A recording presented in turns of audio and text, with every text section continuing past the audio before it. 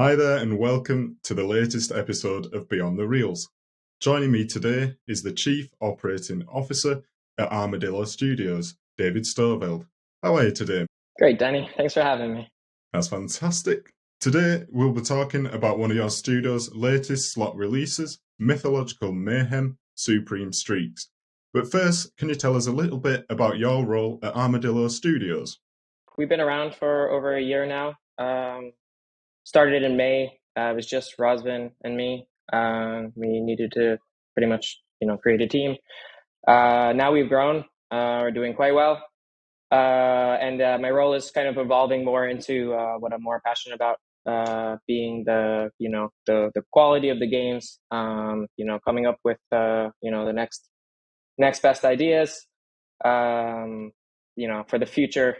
And our main focus is, of course, driving into the United States as we move forward and we create a portfolio.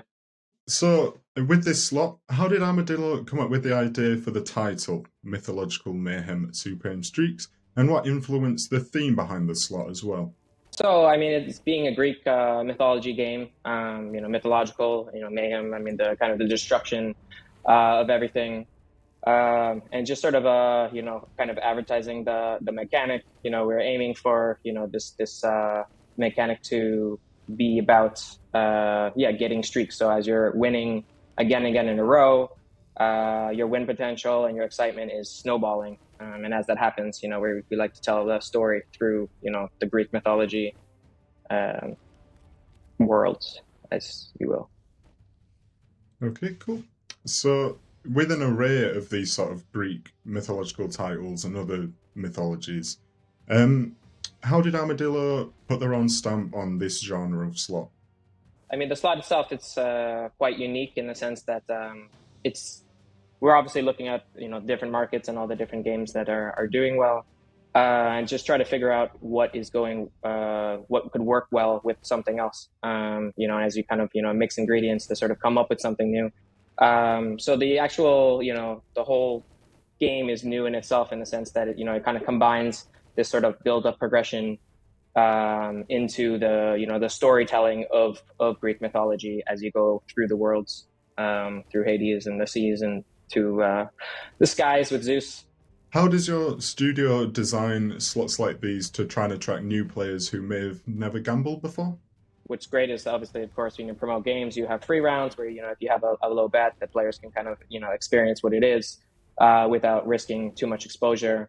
This is more of one of our more creative titles in the sense that it is something different. It is not just like a 3-line stepper game or a mechanical.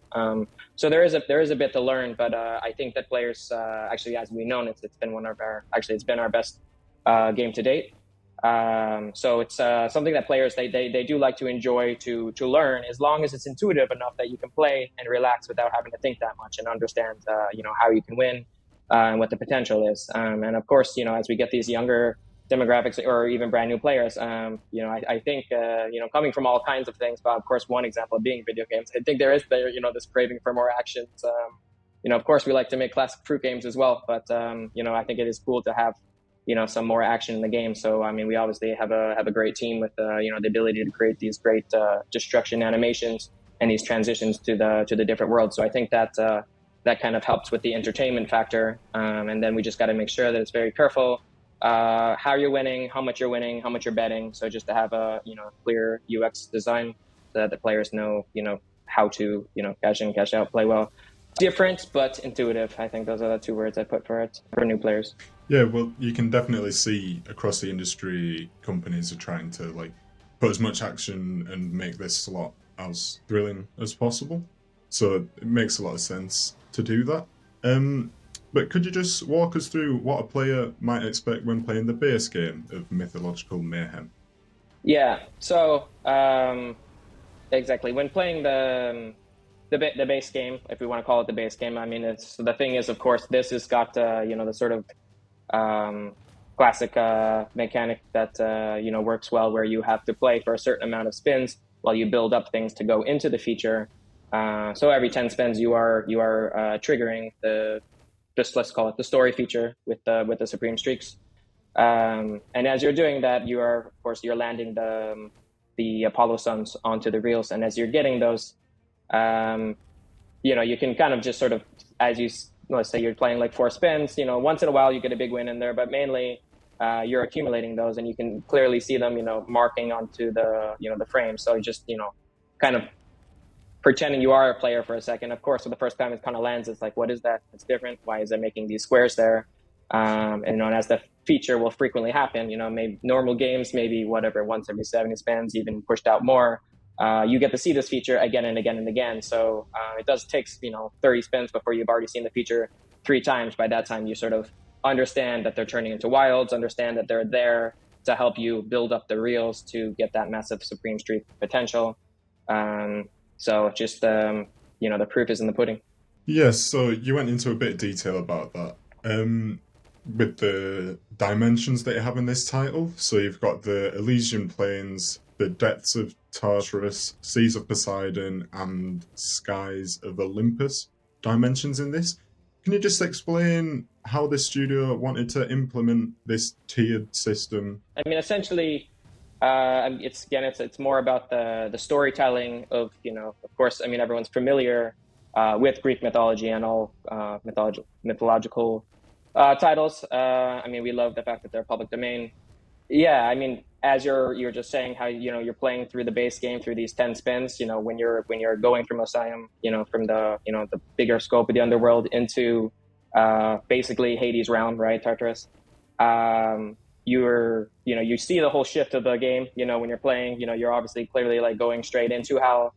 You see the action picking up. You get that kind of rush where the music's picking up, which is obviously also key and was a great job on by the team. These the reels actually, they're actually not even cascading in the base game. That kind of happens from the flames from Hades.